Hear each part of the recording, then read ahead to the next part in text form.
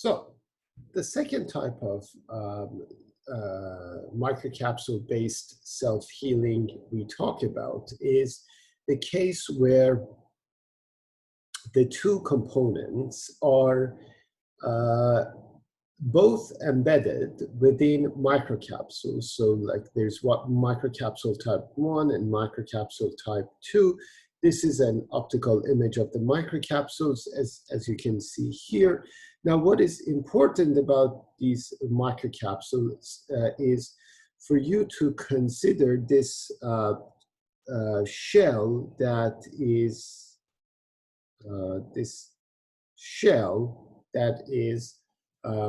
that contains the material, and when they deform the guy, so this microcapsule was embedded in PDMS, which is a very transparent, like silicone, basically. And they started stretching it. And so for instance, if you compare this initial length with this length, you see that the whole sample is larger. Just to understand what we're testing here is, it's a PDMS matrix that has this microcapsule in it. So this is this, and everything that you see around here is this guy, is this PDMS, which is transparent. They chose PDMS because it was highly deformable and because it was basically transparent. Now, the experiment they did for this self-healing is called the tear experiment. It's a very rudimentary way of testing. It's literally, I want to show you the experiment, is taking a piece of paper, thin material, and rip it off like that. And it's a very, but the result they got is kind of very interesting because, for instance, they loaded one half of the sample this way, the other half this way. So it started ripping apart right here. And the crack was propagating this way as this guy was here, being peeled apart. So they put the two pieces together, and they waited until the self-healing take place. Sometimes they had to, in some cases, and I don't know if it's in this particular case or not, they had to increase the temperature to promote the chemical reaction. A very interesting phenomenon happened. First of all, they needed to stretch this guy to a ratio of 1.55. At this ratio, these guys got fractured. Now, in the tear experiment, this 1.55 is when you do an axial test. But in the tear experiment, this amount of stretch ratio, it happens somewhere here along this line, and the sample ripped apart. Now, they put the two pieces together. This was the original crack path, and this is a dotted line they drew on it. Otherwise, it appears as one piece. And they did a tear experiment again. So the first tear experiment is in the tear experiment, you measure how much force is needed to break it apart.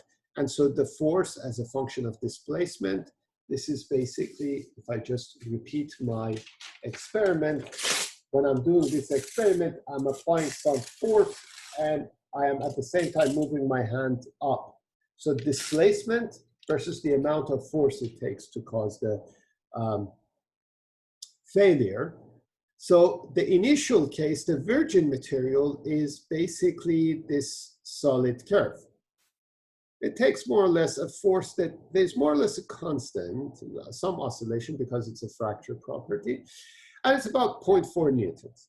The interesting part is that when this guy got healed, you see my arrow here, it got healed, and they redid the experiment to measure the force it takes to break the sample. In the healed experiment, the crack went a totally different path. So basically, the healing that took place here, in some sense, made it even a stronger material. And in the second run, failure happened along this path, which is this path. Now, there is some randomness. This is not a very well-controlled experiment. If you slightly put the forces off, or if the sample is slightly misaligned, a crack can happen in a new place. But at least what is interesting is that the ratio of this healed, the force that it takes to break the virgin material and the force that it takes to break the healed material are comparable. So it's really promising for this sort of application. And but one thing I want to emphasize here is that in this case, when you have two types of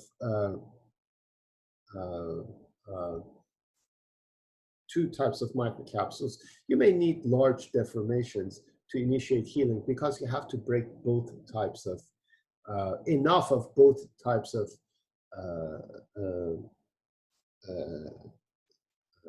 the components of the healing agent. So that's about type 2. There's also this type 3, which is actually, in case you don't remember, this is one of the first types of the self-healing experiment. And the experiment that was done here is that a virgin material is loaded to failure. Then it's healed once. So the virgin material is this guy. It's healed once, and it healed and second time. So every time you break it, you put the two together, you initiate the self-healing, for instance, by heat, and you reapply the load. Now, in this case, the healing agent is one, which is inside microcapsules, but it has a catalyst here that is dispersed on a molecular level, in many cases, inside the matrix. For instance, it could be a partially cured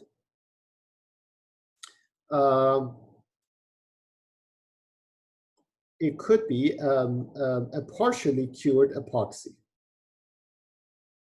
You remember, epoxies need a hardener, resin and hardener. And so it could be that the matrix is partially cured epoxy, and you have resin inside the microcapsules. When the resin is released, you can initiate the curing. And it's not that important that the healed material could be better than the virgin material, and that's because the healed material is kind of a new material. It can have a different concentration of cross-linking per unit volume. So the properties could be indeed different.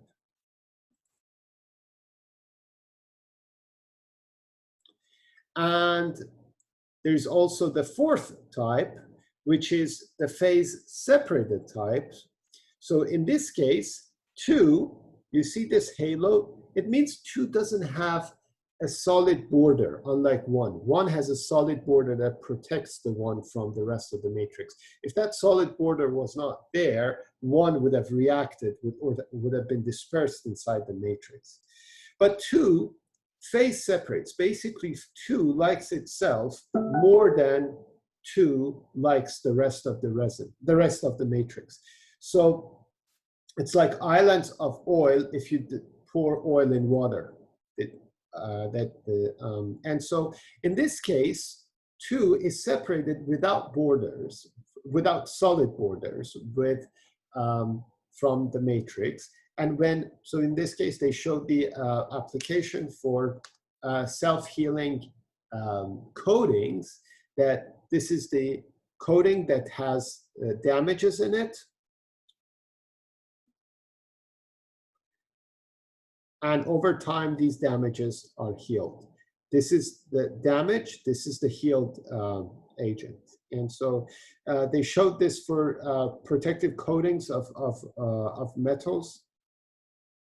And it really worked. This is actually one of the applications of self-healing that I've heard is very very close, or is at the stage of industrial applications. This is as far as I've heard. So I'm going to stop this video, and we're going to continue on. This is microcapsules in composites next.